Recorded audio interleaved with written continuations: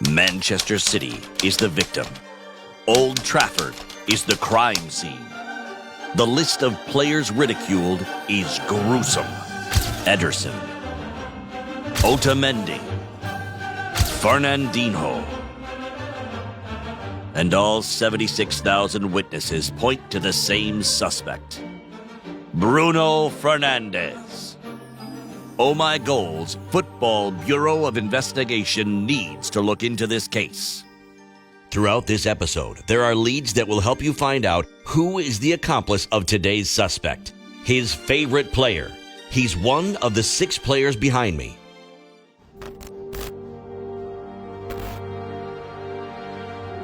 Bruno Fernandes, Portuguese, date of birth 9/8/1994, Maia, Portugal, 5 foot 10 inches, brown hair, brown eyes, attacking midfielder.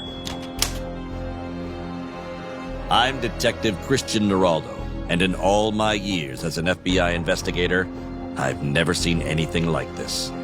Newcomer Fernandes walked straight up to Pep Guardiola and gestured for him to shut up. Cold-blooded. The Portuguese player is a menace. But what makes Bruno Fernandes so deadly? Bruno Fernandes, also known as the Mancunian Danger, operates as a classic number 10. He's especially good at finding pockets of space between the rival's defense and midfield. From there, he's a threat. Okay, so Fernandes is a number 10, and he loves number 10s. So his accomplice, his idol, cannot be a defender or a striker. We should probably rule them out. His well-timed long-range efforts are always on target. Fernandes has scored 39 goals for Sporting Lisbon in 83 matches. When he gets the ball, he drags center backs to him, carving up defenses like a sharp knife. When his teammates find those gaps, his passing precision is evident. While developing his craft at Lisbon, Fernandes gave out 30 assists.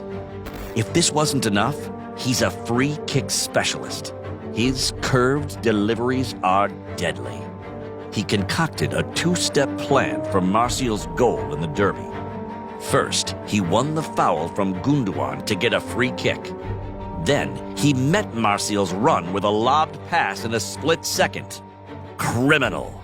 I think Bruno coming in obviously makes a big difference. Solskjaer's information checks out. Bruno Fernandes has a 62% goal participation since his arrival at Old Trafford. He's been involved in 6 games, scoring 3 goals and giving out 3 assists. He's brought a lifeless attacking team to life. But to understand the nature of this criminal, we have to look at his past.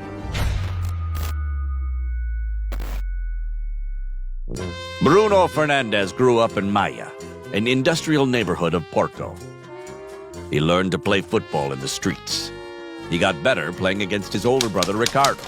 He would go past players like it was nothing, doing all these dummies. It's the same today. He has no fear of anything. Okay, so the guy learned football playing in the streets, and he's apparently a big fan of Brazilian players. It's good to know for our investigation. Anyway, he spent his youth years at Boa Vista. Tired of not progressing at home, Fernandes left for Italy, age 17. He left his family and girlfriend behind.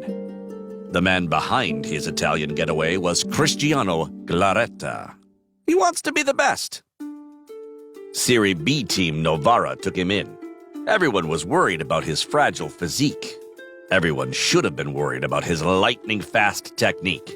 His magical feat took him to Udinese, where he met his first partner in crime, legendary striker Antonio Di Natale. Bruno Fernandes annoys me. He's only young, but he has more ability than any of us.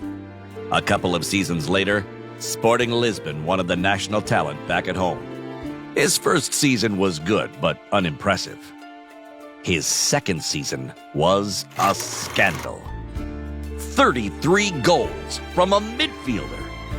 Everyone wanted to catch Fernandes. But he didn't end up shining at Barcelona, unlike the player that made him want to play football.